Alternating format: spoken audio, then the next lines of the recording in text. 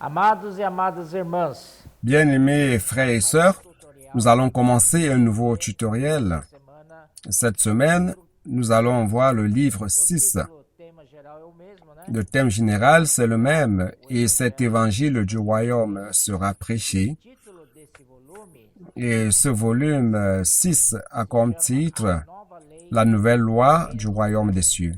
e o título da semana 1 Le titre de la première semaine, que vamos qui est le sujet que nous allons aborder maintenant, é a c'est nova la nouvelle loi du royaume des cieux aussi. e a semana 1, segunda-feira, temos por título Et a terra, a presença. lundi de la première semaine a comme titre La terre, la présence et le témoignage du Seigneur. Aqui então nos mostra nessa segunda-feira que vamos abordar Donc, lundi nous montre que nous allons aborder les chapitres 5, 6, 7 de Matthieu qui parlent de la nouvelle loi du royaume des cieux. Isso porque você sabe que Comme vous le savez, le peuple d'Israël a perdu la terre, il a perdu la présence du Seigneur, il a aussi perdu le témoignage du Seigneur numa situação. et s'est retrouvé dans une situation très lamentable.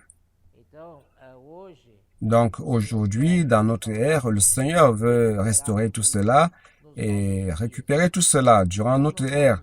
em nossos dias que estamos Donc durant cette ère du Nouveau Testament, ce n'est plus l'Ancien Testament. Alors dans le Nouveau Testament, il n'est pas possible de construire une maison sans terre, sans terrain. terreno Nous rendons grâce au Seigneur car notre terre, c'est Christ.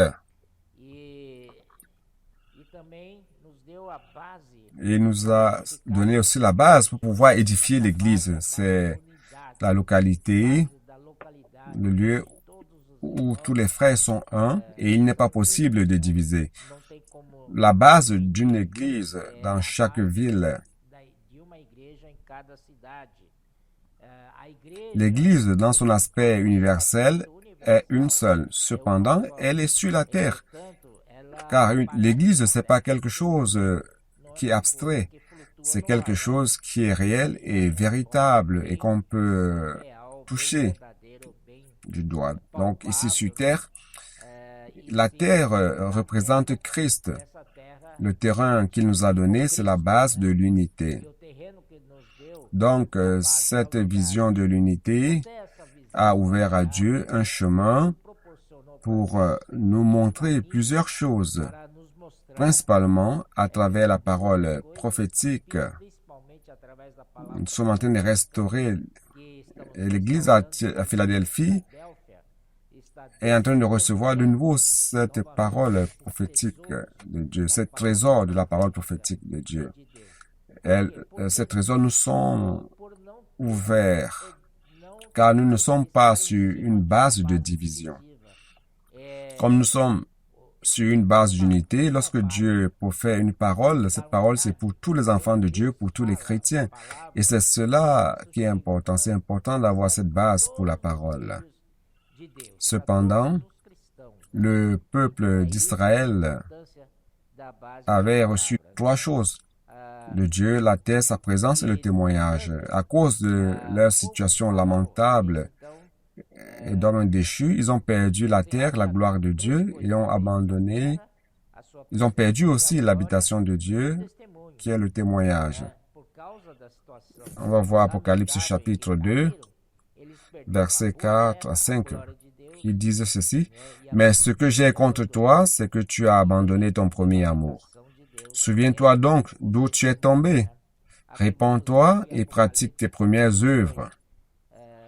Sinon, je viendrai à toi et j'ôterai ton chandelier à sa place, O teu primeiro à moins que tu ne te repentes. de onde caíste, arrepende-te e volta Ici, le chandelier, c'est le témoignage. às primeiras obras. E se não, Donc, si la terre perd la présence du Seigneur, verei do seu il n'y aura pas de témoignage. candelabro, caso não se Nous rendons grâce au Seigneur car nous sommes ici pour restaurer la terre, o testemunho, la gloire de Dieu, qui est sa présence et son témoignage. não haverá Amen. testemunho. Alors, comment restaurer la condition d'un peuple, un peuple qui est dur, dont la seule chose à faire, la seule solution se trouve dans ce verset d'Ézéchiel 11, 19 à 20, qui dit ceci: je leur donnerai un même cœur et je mettrai en vous un esprit nouveau. J'ôterai de leur corps le cœur de pierre et je leur donnerai un cœur de chair, afin qu'ils suivent mes ordonnances et qu'ils observent et pratiquent mes lois, et ils seront mon peuple et je serai leur Dieu. Très bien. On va voir le dernier paragraphe que je voudrais mentionner qui dit ceci: nous reconquérons la terre perdue grâce au Seigneur et la présence et la gloire du Seigneur, et nous récupérons le témoignage de Dieu. Avec cela, l'Église brille, rend témoignage. Elle est le soleil de la terre, la lumière du monde. Grâce au Seigneur, le chandelier qui était éteint aujourd'hui brille. Lorsque nous allons dans les rues et que nous demandons aux personnes: puis-je prier pour vous? Nous mettons un peu de sel pour assaisonner et donner de la saveur à leur vie. Nous leur resterons la joie divine, nous rendons témoignage, nous faisons briller la lumière dans les ténèbres, tout comme la lune qui gouverne la nuit. Nous, comme fils de lumière, nous illuminons ceux qui vivent dans les ténèbres. Alors maintenant, dans mardi, qui a comme titre un nouveau cœur et un nouvel esprit. Un nouveau cœur et un nouvel esprit pour pratiquer la parole. Allons dans Ézéchiel 18, 31. Rejetez loin de vous toutes les transgressions par lesquelles vous avez péché. Faites-vous un cœur nouveau et un esprit nouveau. Pourquoi mourriez-vous, maison d'Israël? La parole que nous recevons est efficace, n'est-ce pas? Je vais lire un passage de la nourriture quotidienne que je juge très important. Et c'est par rapport à la phrase « puis-je prier pour vous ?» C'est un témoignage qui est très bon. Il y a peu de temps, une sœur qui était devant une banque et conversant en priant avec un jeune, il a commencé à beaucoup prier et le colporteur lui a demandé « que se passe-t-il ?» Il a dit « moi et mon groupe, on allait braquer cette banque et nous allions tirer sur tout ce qui allait nous empêcher. Mais ta prière m'a fait changer d'avis. Je vais appeler mes compères et nous allons nous en aller. » Ce que nous devons croire, cette parole, c'est que nous devons croire. Avec un nouveau cœur et un nouvel esprit, nous allons réussir à pratiquer la parole du Seigneur. Matthieu 13, 11 dit ceci. Jésus leur répondit: parce qu'il vous a été donné de connaître les mystères du royaume des cieux et que cela ne leur a pas été donné. Celui qui a un cœur endurci ne parvient pas à comprendre. Dieu veut nous faire comprendre le mystère du royaume des cieux. Et pour cela, il a donné la révélation à l'Église. Nous demandons au Seigneur et il fera en nous un cœur nouveau. Il va créer en nous un cœur nouveau et renouveler notre esprit. Ici, il dit, un cœur nouveau, c'est pour renouveler notre amour par rapport au Seigneur. Le colportage dynamique, les frères qui vont dans les rues pour prier pour les personnes et en même temps mettre à la disposition de ces personnes des livres à contenu spirituel. Ça n'a pas comme objectif de gagner de l'argent, mais de sauver des personnes par amour du Seigneur. Oh Seigneur Jésus, cela c'est par amour du Seigneur. Rappelons-nous de ce que le Seigneur a dit à Simon-Pierre. Simon, fils de Jonas, m'aimes-tu plus que ces autres? Paie mes brebis. Donc, si nous prêchons l'Évangile, c'est un acte d'amour. pour faire fluir l'amour de Dieu qui est dans notre cœur. On a cet amour uniquement lorsque nous avons un cœur nouveau et un esprit nouveau. Ici, il dit encore, le cœur a la fonction d'aimer et l'esprit, c'est pour recevoir Dieu dans notre intérieur et le contacter. Oh Seigneur Jésus, à cause de la chute de l'homme, notre cœur est devenu un cœur de pierre et notre esprit a été mortifié. Nous avons commencé à vivre dans la sphère terrestre et perdant ainsi la capacité de nous remplir de la gloire de Dieu.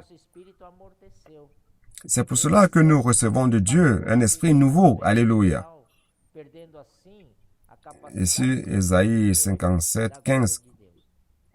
Je vais sauter 2 Corinthiens 3, 3. Vous pourrez lire à la maison. Ici, il dit, « Car ainsi parle le Très-Haut, dont la demeure est éternelle, et dont le nom est saint. J'habite dans les lieux élevés et dans la sainteté, mais je suis aussi avec l'homme contrit et humilié, afin de ranimer les esprits humiliés, afin de ranimer les cœurs contrits. » Le Seigneur est en train de nous montrer dans ce verset qu'il est le Très-Haut et le Sublime. Pour cela qu'il nous a engendrés d'en haut, de là-haut. Nous sommes nés de là-haut. Nous ne sommes pas régis par les lois de la terre, mais par la nouvelle loi. Et c'est la loi de là-haut, la loi d'en haut. Et cela est très merveilleux. Il est saint, il est unique, distinct et séparé de tous. Dieu habite les lieux élevés et dans les lieux saints. Il n'habite pas dans les choses matérielles. Mais il fait une exception car il habite dans un cœur contrit et un esprit humilié. Un cœur humilié, un esprit contrit, afin de ranimer les esprits humiliés, ranimer les cœurs contrits. Je vais lire un passage de la nourriture quotidienne qui est très important. Mardi, il dit ceci. Voici un exemple. Une nuée, les nuages sont chargés d'électricité. Si l'électricité tout autour est réfractaire, c'est-à-dire isolant, il n'y aura pas de décharge électrique. Mais la décharge électrique des nuages sont si fortes que même comme cela, elles vont se décharger. S'il y a un électron libre dans l'atmosphère, alors il y aura décharge. Et nous avons donc l'éclair. Lorsque nous rencontrons certains électrons qui sont des personnes qui ont des cœurs contrits et l'esprit abattu, il y a donc une décharge céleste qui se passe. Cela ne se passe pas d'une manière directe, mais il y a un parcours en zigzag, recherchant ceux qui ont les cœurs contrits et un esprit abattu. Et c'est de cette manière que nos colporteurs agissent. Avant ce jeune et les autres frères de l'Église, lorsqu'ils sortent pour prêcher l'Évangile, nous sommes les co-participants de la nature divine. Nous agissons comme Dieu agit. Nous sommes le nouvel homme et Dieu régit notre cœur. Sortons en zigzag, cherchant et trouvant des personnes qui ont le cœur contrit et un esprit abattu, afin d'être énergisés par la vie divine. Nous rendons grâce au Seigneur. Mercredi, l'huile composée d'onction, c'est le titre. On va lire le verset de 1 Jean 2, 27 à 28. 1 Jean 2, 27, 28. Pour vous, l'onction que vous avez reçue de lui demeure en vous. Et vous n'avez pas besoin qu'on vous enseigne. Mais comme son onction vous enseigne toutes choses, et qu'elle est véritable et qu'elle n'est point un mensonge, demeurez en lui selon les enseignements qu'elle vous a donnés. Et maintenant, petits enfants, demeurez en lui, afin que, lorsqu'il paraîtra, nous ayons de l'assurance. et qu'à son avènement, nous ne soyons pas confus et éloignés de lui. Donc, frère, cela renforce le fait qu'on a l'onction en nous qui est l'esprit. Dieu nous a donné un cœur pour aimer et un esprit qui est plus à l'intérieur de nous pour pouvoir le recevoir et entrer en contact avec lui. C'est merveilleux. Par rapport à l'huile d'onction, c'est dans Exode 30, 23 à 25. Ici, il dit, prends des meilleurs aromates, 500 cycles de myrrhe, de celle qui coule d'elle-même la moitié, soit 250 cycles, et cinnamome aromatique, 250 cycles de roseau aromatique, 500 cycles de cassis, selon le cycle du sanctuaire, et un hin d'huile d'olive. Tu feras avec cela une huile pour l'onction sainte, composition de parfum, selon l'art du parfumeur. Ce sera l'huile pour l'onction sainte. C'est ainsi donc que fait cette huile d'onction spirituelle. Premièrement, on a un hin d'huile qui représente l'Esprit Saint. Donc, dans ces hin d'huile, on y a ajouté certains ingrédients qui n'existaient pas dans ces hin d'huile. On a ajouté 4 aromates qui représentent la mort de Christ, la vie humaine de Christ, l'efficacité de la mort de Christ, la résurrection de Christ et la puissance de la résurrection de Christ. Lorsque vous sentez que vous devez mortifier votre chair pécheresse, alors vous avez la mort du Christ, de cette onction. Si vous êtes déprimé, si vous êtes au fond du puits, vous avez dans cette onction un élément de résurrection pour vous faire lever. Jésus est le Seigneur. Cela s'est passé lorsque Jésus était sur la terre avec ses disciples. Il a dit ceci aux disciples dans Jean 14, verset 1 à 3, qui dit ceci: que votre cœur ne se trouble point, croyez en Dieu et croyez en moi. Il y a plusieurs demeures dans la maison de mon Père. Si cela n'était pas, je vous l'aurais dit. Je vais vous préparer une place, et lorsque je m'en serai allé, et que je vous aurai préparé une place, je reviendrai et je vous prendrai avec moi, afin que là où je suis, vous y soyez aussi. Donc, quand le Seigneur a dit cela, il disait qu'il allait vers le Père et qu'il allait nous ouvrir un chemin qui nous donnerait accès à la personne du Père. Donc, le départ du Seigneur pour nous préparer un lieu, et ce lieu, c'est réellement une personne, notre Père céleste.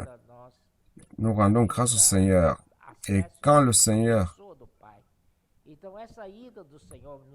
est revenu, ce n'était pas par rapport encore à sa deuxième venue, mais il est revenu comme esprit déjà, et cet esprit est en nous. Ce n'est pas seulement l'Esprit Saint, c'est l'Esprit Saint plus certains ingrédients qui n'existaient pas, et maintenant ça existe, car avec la mort de Christ, il y a l'efficacité de la mort de Christ, il y a la résurrection de Christ et la puissance de la résurrection. Gloire au Seigneur. Et cela est devenu donc cette onction qui est à l'intérieur de nous.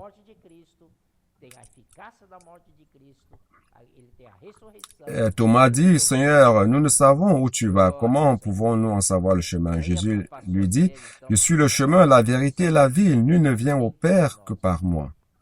Nous rendons grâce au Seigneur. 10, 11, on a aussi un verset intéressant de ce chapitre 14. Il dit, ne crois-tu pas que je suis dans le Père et que le Père est en moi? Les paroles que je vous dis, je ne les dis pas de moi-même. Et le Père qui demeure en moi, c'est lui qui fait les œuvres.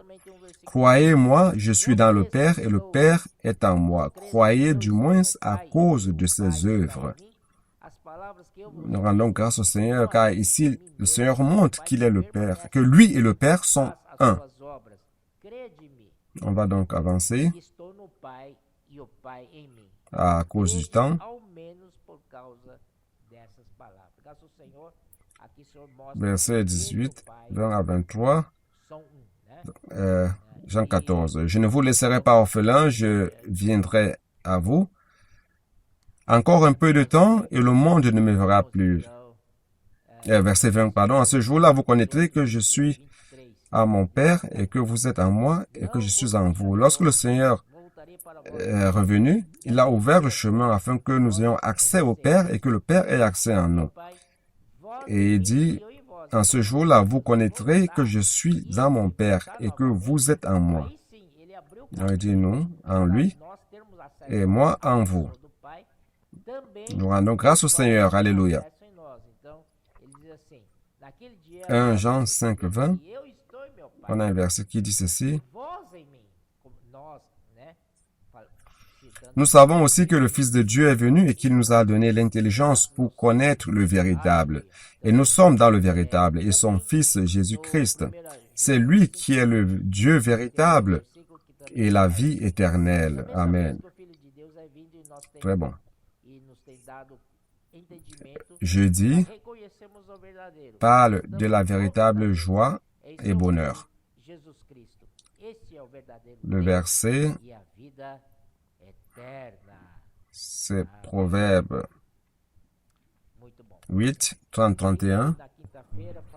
J'étais à l'œuvre auprès de lui et je faisais tous les jours ses délices, jouant sans cesse en sa présence, jouant sur le globe de sa terre et trouvant mon bonheur parmi les fils de l'homme. Nous rendons grâce au Seigneur, car Dieu est la seule réalité de l'univers et l'origine de toutes choses. Tout ce dont nous avons besoin se trouve en lui, car notre Dieu est la source de satisfaction totale. L'amour et la lumière sont son essence. Il est la source de la perfection et de la joie totale. Le véritable bonheur est en Dieu. Dieu, selon que nous lisons, en Dieu, il est Dieu et en Dieu. Dans le psaume 16, dans la version King James actuelle, dans le verset 1 à 3 dit ceci, « Garde-moi, ô Dieu, car je cherche en toi mon refuge. À l'Éternel, je déclare, tu es mon Seigneur, je n'en ai pas plus grand que toi. Les saints qui sont dans le pays, les hommes pieux sont l'objet de toute mon affection. » Grâce au Seigneur, ce bonheur que nous avons en notre Père, en notre Dieu. Donc, nous devons apprendre à marcher sur le chemin de la vie. La réalité du royaume des cieux. Dans l'Église, nous trouverons le bonheur complet dans la présence du Père, plaisir éternel. Jésus s'est assis à la droite de Dieu de la majesté et jouit de ce plein bonheur. Ici, il cite quelque chose de très amusant. Il dit, certains cherchent la joie dans la pêche, d'autres dans la cuisine ou dans un accomplissement professionnel, dans la boisson. Ils cherchent le bonheur dans les plaisirs du péché, dans l'argent ou dans d'autres choses. Tout cela peut engendrer même peut-être une joie passagère. Cependant, ce que le Seigneur nous propose, c'est un bonheur complet. La joie du Seigneur est complète, indisible, ineffable et pleine de gloire. Nous rendons grâce au Seigneur. Dans le Seigneur, on a la joie complète, le bonheur complet. On va donc à vendredi, qui parle du standard élevé de la nouvelle loi. Si l'ancienne loi mosaïque de Moïse était déjà très élevée, que l'homme ne parvenait pas à l'accomplir, d'ailleurs, le seul qui a réussi à l'accomplir, c'est notre Seigneur Jésus, le Fils de Dieu.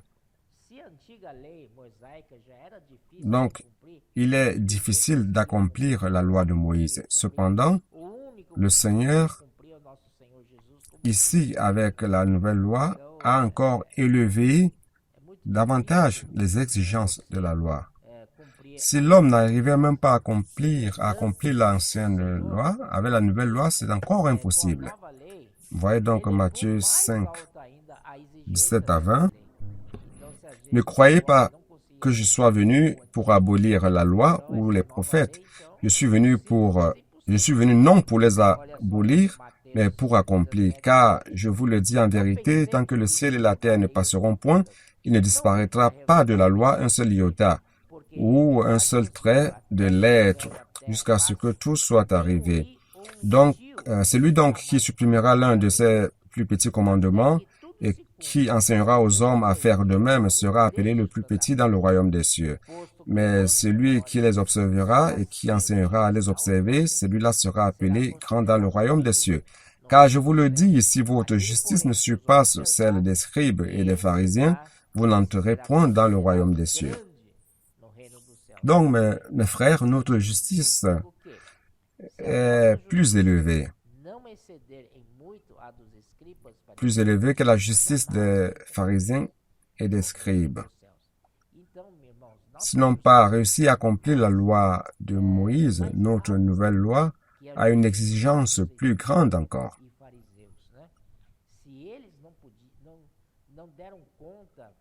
Si dans l'Ancien Testament, avec la loi de Moïse, la loi n'arrivait pas à contrôler la chair pécheresse au point d'être infirme. Alors, ce n'était pas du tout possible d'accomplir cette loi. Nous rendons grâce au Seigneur. Cependant, Galates 4:4 nous donne la solution qui dit ceci. Mais lorsque les temps ont été accomplis, Dieu a envoyé son Fils né d'une femme né sous la loi, afin qu'il rachetât ceux qui... Voilà, il est venu sous la ressemblance du péché, il n'a pas participé au péché. Il a amené à la croix la chair pécheresse avec les péchés, et Dieu a condamné dans la chair le péché. Nous rendons grâce à Dieu. Galates 3:21 dit ceci.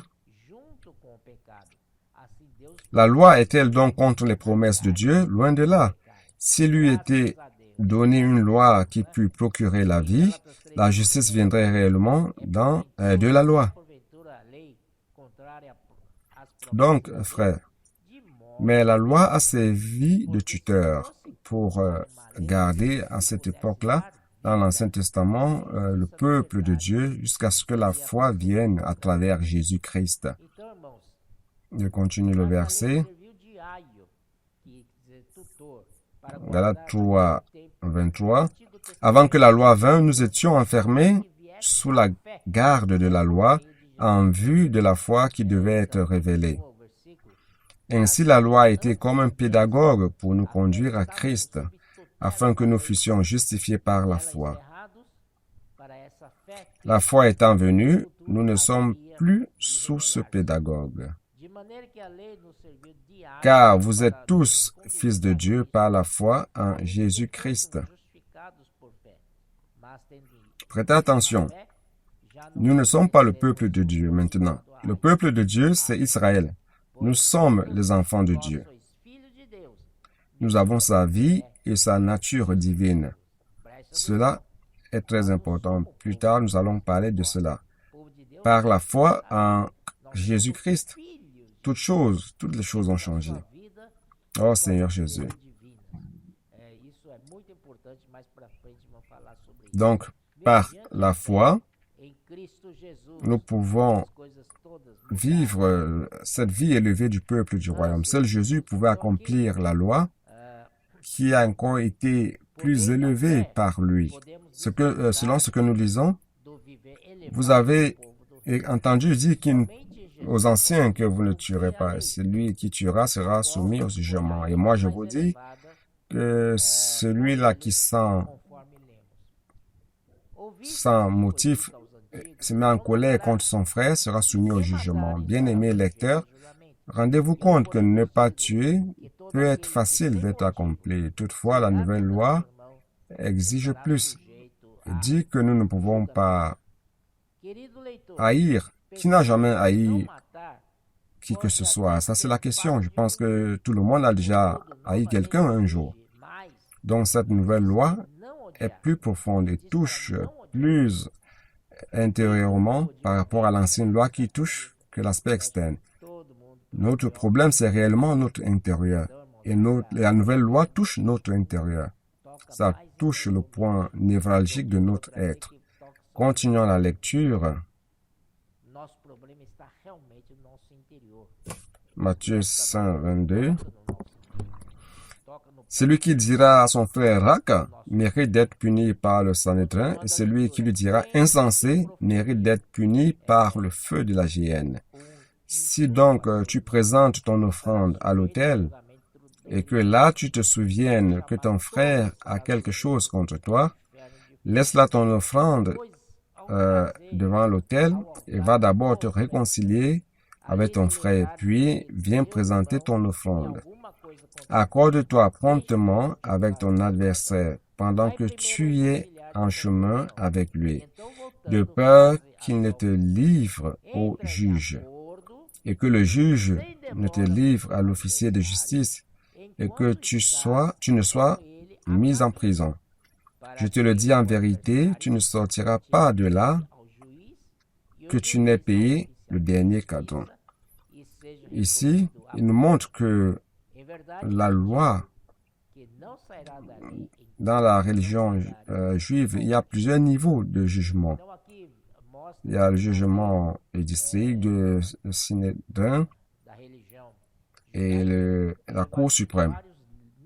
Il y a la géhenne du feu, qui est le jugement de Dieu.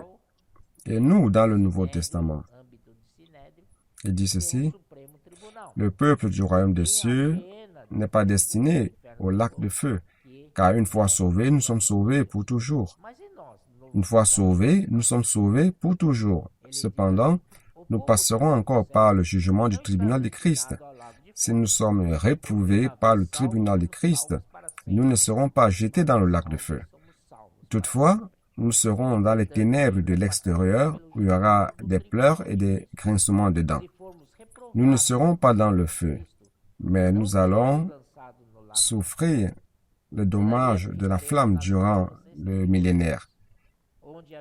Donc, nous allons participer à la nouvelle Jérusalem, nouveau ciel et nouvelle terre. Nous rendons grâce au Seigneur. Vivons donc de manière à être approuvés au tribunal de Christ. Donc, nous voici à samedi. Ici, c'est encore le standard élevé de la nouvelle loi du royaume des cieux. Deuxième partie. Il y a un verset avant le titre, Hébreux 11:6, que j'aimerais vous lire, qui dit ceci: Or, sans la foi, il est impossible de lui être agréable, car il faut que celui qui s'approche de Dieu croit que Dieu existe et qu'il est le rémunérateur de ceux qui le cherchent. Alléluia. En croyant au Seigneur Jésus, nous devenons le peuple du royaume des cieux, nous recevons le salut éternel et nous ne serons plus jetés dans le lac de feu. Et nous devons donc avoir une vie selon le standard du royaume, car nous allons encore affronter le tribunal de Christ. 2 Corinthiens 5:10 dit: Car il nous faut tous comparaître devant le tribunal de Christ, afin que chacun reçoive selon le bien ou le mal qu'il aura fait, étant dans son corps. Un autre verset aussi, Romains 14:10. Mais pour toi, pourquoi juges-tu ton frère? Ou toi, pourquoi méprises-tu ton frère, puisque nous comparaîtrons tous devant le tribunal de Dieu? C'est-à-dire que nous tous, nous serons jugés au tribunal de Christ. Alors, pourquoi se juger les uns les autres? Laissons ce jugement au Seigneur. Verset 12 de Romains 14 dit ceci: Ainsi chacun de nous rendra compte à Dieu pour lui-même. Nous tous, nous allons rendre compte. Nous allons rendre compte à notre Dieu. 1 Corinthiens 4:5 dit ceci: Car je ne me sens coupable de rien, mais ce n'est pas pour cela que je suis justifié. Celui qui me juge, c'est le Seigneur. Celui qui me juge, c'est le Seigneur. Donc, nous ne devons pas nous juger nous-mêmes, encore moins juger les autres, car celui qui nous juge, c'est le Seigneur. Et donc, donnons-lui cette place qui lui revient. C'est pourquoi ne jugez de rien avant le temps, jusqu'à ce que vienne le Seigneur, qui mettra en lumière ce qui est caché dans les ténèbres et qui manifestera les desseins des cœurs. Alors chacun recevra de Dieu la louange qui lui sera due. Donc Dieu veut traiter avec les choses du cœur et non seulement les choses superficielles externes. Dieu veut pénétrer là au fond, dans les desseins du cœur. Oh Seigneur Jésus. Ici, il y a aussi un verset très important que je trouve. 1 Corinthiens 3. L'œuvre de chacun sera manifestée, car le jour la fera connaître, parce qu'elle se révélera dans le feu, et le feu éprouvera ce qu'est l'œuvre de chacun. Si l'œuvre bâtie par quelqu'un sur le fondement subsiste, il recevra une récompense. Amen. La récompense ne vient pas par l'approbation des hommes, mais par l'approbation et la louange de Dieu. Donc celui qui va nous donner la récompense, c'est Dieu. Celui qui va nous approuver, c'est Dieu et non les hommes. Matthieu 16, 27. Car le Fils de l'homme doit venir dans la gloire de son Père avec ses anges, et alors il rendra chacun selon ses œuvres. Matthieu 16, 27. Notre Dieu est celui qui récompense. Alors cherchons Dieu avec sincérité de cœur, car il est celui qui récompense. Il y a un autre verset qui parle de la récompense aussi. L'avènement du Seigneur s'approche, avec lui, il a la récompense. Il dit, je viens très bientôt et avec moi la récompense pour remettre à chacun selon son œuvre. Vous vous rendez compte de ce que le Seigneur vient pour nous donner la récompense. Mais il donne la récompense uniquement à ceux qui sont approuvés. C'est pour cela, frère, que nous devons mener une vie qui soit approuvée par le Seigneur, devant le Seigneur par l'Esprit, fuyant du péché, afin que nous soyons sanctifiés dans notre quotidien. Donc, devant une loi si sérieuse, élevée, comment vaincre? Comment vaincre si nous sommes passibles de tomber dans le péché? Loué soit le Seigneur, car nous pouvons nous repentir. Voyez donc la solution, notre voie de sortie, c'est la repentance. 1 Jean 1,7. Mais si nous marchons dans la lumière, comme il est lui-même dans la lumière, nous sommes mutuellement en communion et le sang de Jésus-Christ, son Fils, nous purifie de tout péché. Si nous confessons nos péchés, verset 9, si nous confessons nos péchés, il est fidèle et juste pour nous pardonner et pour nous purifier de toute iniquité. Donc, si nous sommes vaincus par le péché, on a le chemin de la repentance. Nous rendons grâce au Seigneur. Alors, nous devons nous repentir. Nous devons saisir ce droit de se repentir. Seigneur Jésus. Amen. Ici, il ajoute encore quelque chose. Dans l'Église, nous devons veiller sur notre vie. C'est ce que je disais avant, n'est-ce pas? Nous débarrassons de toute colère, indignation, méchanceté, médisance, des langages obscènes.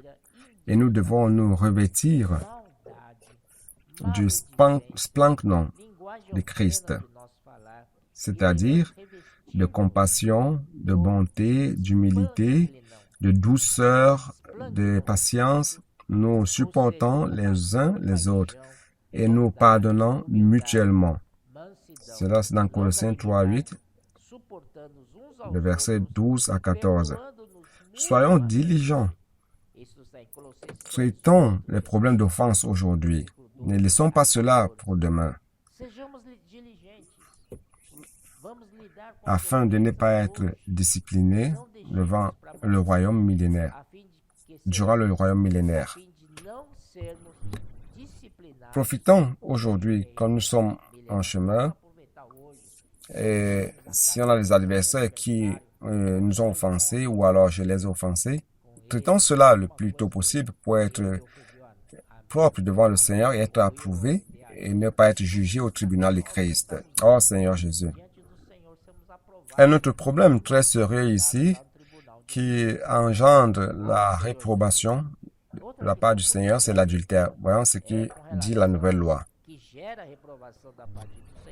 Matthieu 5, 27, vous avez appris qu'il a été dit, tu ne commettras point d'adultère. 28, mais moi je vous dis que quiconque regarde une femme pour la convoiter a déjà commis un adultère avec elle dans son cœur. Si ton œil droit est pour toi une occasion de chute, arrache-le et jette-le loin de toi, car il est avantageux pour toi qu'un seul de tes membres périsse et que ton corps entier ne soit pas jeté dans la géhenne. Et si ta main droite est pour toi une occasion de chute, coupe-la et jette-la loin de toi, car il est avantageux pour toi qu'un seul de tes membres périsse et que ton corps entier n'aille pas dans la géhenne. Il a été dit, celui qui répudie sa femme lui donne une lettre de divorce.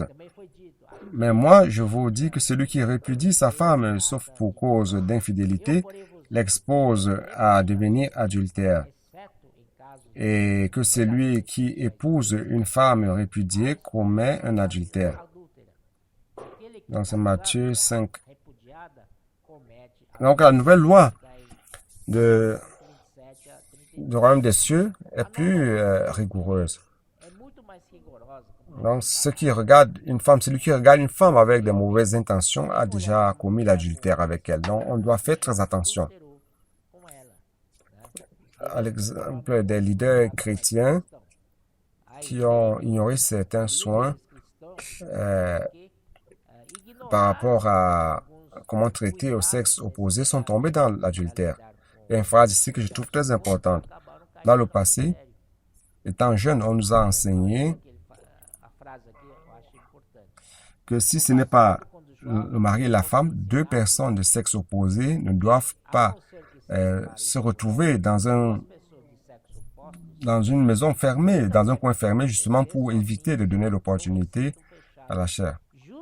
Donc, considérons sérieusement cela devant le Seigneur et prendre certains soins pour éviter de ne pas tomber dans le péché. Oh Seigneur Jésus.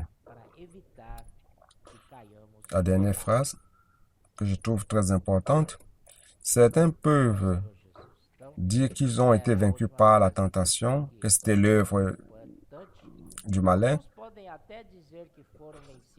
et qui n'ont pas pu se débarrasser de l'erreur et ils se justifient. Mais en fait, le secret pour vaincre ces premièrement, fuir tout ce qui alimente la sensualité. Nous parvenons finalement à dimanche et le verset, le titre c'est Colossiens 3,14, mais par-dessus toutes ces choses, revêtez-vous de l'amour qui est le lien de la perfection. Donc, la solution pour vivre la vie d'église approuvée, c'est d'aimer. Pratiquer l'amour qui est Dieu lui-même.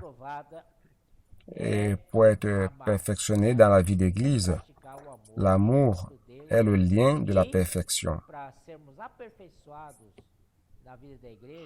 Donc, cependant, ce jour traite d'un sujet auquel je n'accordais pas beaucoup d'attention, mais en lisant cela ces jours-ci, je me suis rendu compte que c'est réellement cela. Il s'agit de la convoitise. La convoitise se trouve en nous, bien à l'intérieur. Et c'est la racine de toutes les choses. Je vais vous lire cela. Pour avoir une vie approuvée par Dieu, nous devons considérer la racine qui lie l'homme au péché, la convoitise. Elle est citée dans les tables des 10 commandements. La première table des 10 commandements se réfère à l'amour par rapport à Dieu. C'est dans Exode 20, 3 à 12. Et deuxième, c'est aimer le prochain. Tu ne tueras point, tu ne commettras pas d'adultère, tu ne déroberas point, tu ne porteras pas de faux témoignages contre ton prochain, tu ne convoiteras point la maison de ton prochain, tu ne convoiteras point la femme de ton prochain, ni son serviteur, ni sa servante, ni son bœuf, ni son âne, ni autre chose qui appartienne à ton prochain. Donc, la convoitise apparaît comme la racine du péché. Et cela apparaît comme le levier qui amène les gens à tuer, voler et commettre l'adultère. Donc, la convoitise, nous devons vraiment faire très attention à la convoitise. L'homme naturel a déjà la convoitise à l'intérieur. C'est là, c'est latent et vous ne pouvez pas l'attiser. Donc, lorsque la tentation apparaît, c'est quoi la tentation? La tentation vient de l'ennemi. Et il vient te tenter pour attiser la convoitise qui est en vous. Et lorsque votre convoitise est attisée, la probabilité de tomber dans le péché est très grande. Il y a un verset dans Jacques qui dit ceci. Jacques 1,13. Que personne, lorsqu'il est tenté, ne dise « c'est Dieu qui me tente », car Dieu ne peut être tenté par le mal, et il ne tente lui-même personne, mais chacun est tenté quand il est attiré et amorcé par sa propre convoitise. Puis la convoitise, lorsqu'elle a conçu, enfante le péché. Jacques lui-même dit cela. Et le péché, étant consommé, produit la mort. C'est Jacques 1, versets 13 à 15. Oh Seigneur Jésus. Genèse 4, 3. Au bout de quelque temps, Caïn fit à l'Éternel une offrande des fruits de la terre. Et Abel, de son côté, en fit une des premiers-nés de son troupeau, et de leur graisse, l'Éternel porta un regard favorable sur Abel et sur son offrande. Mais il ne porta pas un regard favorable sur Caïn et sur son offrande. Caïn fut très irrité et son visage fut abattu. Et l'Éternel dit à Caïn, « Pourquoi es-tu irrité et pourquoi ton visage est-il abattu ?» Caïn a eu cette convoitise de vouloir plaire à Dieu. Et parfois, dans notre marche spirituelle, le Seigneur peut susciter un frère et commence à l'utiliser au lieu de vous utiliser vous. Et cela engendre. Est-ce que cela engendre-t-il une convoitise dans votre cœur? Ça, c'est une question. Faites attention car la convoitise engendre la haine. Genèse 4, 7. Certainement, si tu agis bien, tu relèveras ton visage. Et si tu agis mal, le péché se couche à la porte et ses désirs se portent contre toi. Mais toi, domine sur lui. Seigneur Jésus. Romains 7, 7 à 8. Que dirons-nous? Donc, la loi est-elle péché? Loin de là. Mais je n'ai connu le péché que par la loi. Car je n'aurais pas connu la convoitise si la loi n'eût dit « tu ne convoiteras point ». Et le péché, saisissant l'occasion, produisit en moi par le commandement toutes sortes de convoitises. Car sans la loi, le péché est mort. Pour moi, donc il nous revient de dominer le péché, de nous repentir devant le Seigneur. Et qu'on aille devant le Seigneur pour annuler le mécanisme de la convoitise, du désir, du péché, de la concupiscence présente dans le vieil homme. Et ainsi, nous allons donc jouir du salut. Oh Seigneur Jésus. Cela est très, très important. Allons voir 1 Timothée 6, 7 à 10. Car nous n'avons rien apporté dans le monde, et il est évident que nous n'en pouvons rien emporter. Si donc nous avons la nourriture et le vêtement, cela nous suffira. Mais ceux qui veulent s'enrichir tombent dans la tentation, dans le piège et dans beaucoup de désirs insensés et pernicieux qui plongent les hommes dans la ruine et la perdition. Car l'amour de l'argent est une racine de tous les maux, Et quelques-uns, voyez donc, dans cette convoitise, et quelques-uns, en étant possédés, se sont égarés loin de la foi et se sont jetés eux-mêmes dans bien des tourments. Si nous pouvons manger et boire pour prêcher l'Évangile, c'est déjà très bien. Nous pouvons commencer par la phrase « Puis-je prier pour vous, prendre soin des personnes ?» Et Dieu sera notre bonheur. C'est cela notre bonheur. C'est pratiquer la parole et servant Dieu. Oh Seigneur Jésus. 1 Timothée 7. 1 Timothée 6, 17 à 19 dit ceci. Recommande aux riches du présent siècle de ne pas être orgueilleux et de ne pas mettre leur espérance dans les richesses incertaines, mais de la mettre en Dieu, qui nous donne avec abondance toutes choses pour que nous en jouissions.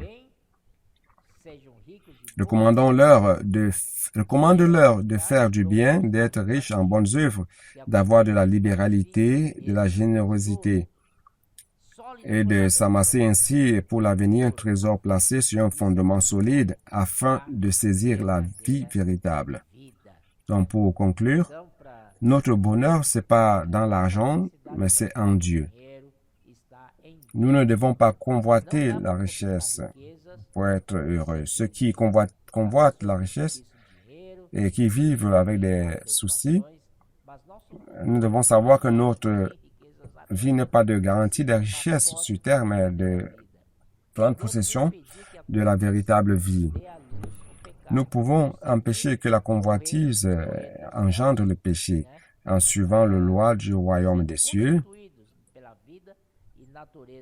être constitué de la vie et de la nature de notre Père céleste qui est parfaite pour atteindre la perfection. L'amour de Dieu, c'est le lien de la perfection. Rendons grâce au Seigneur, et lorsque ce qui est parfait viendra, ce qui est en partie sera annulé. Cherchons donc l'amour parfait, n'alimentons pas la convoitise ou autre péché, car cela conduit à la mort spirituelle. Notre vie, c'est pour servir Dieu avec une bonne conscience remplie de la vie et de la nature divine.